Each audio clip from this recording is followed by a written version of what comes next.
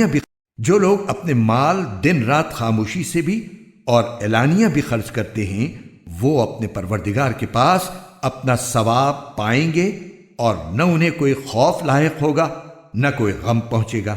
جو لوگ سود کھاتے ہیں وہ قیامت میں اٹھیں گے تو اس شخص کی طرح اٹھیں گے جسے شیطان نے چھو کر پاگل بنا دیا ہو۔ یہ اس لیے ہوگا کہ انہوں نے کہا تھا کہ بے بھی تو سود ہی کی طرح ہوتی ہے، حالانکہ اللہ نے بے کو حلال کیا ہے اور سود کو حرام قرار دیا ہے۔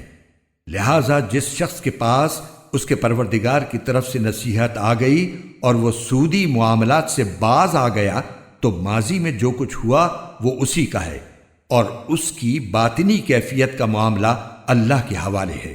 اور جس شخص نے لوٹ کر پھر وہی کام کیا تو ایسے لوگ دوزخی ہیں، وہ ہمیشہ اسی میں رہیں گے۔ اللہ سود کو مٹاتا ہے اور صدقات کو بڑھاتا ہے۔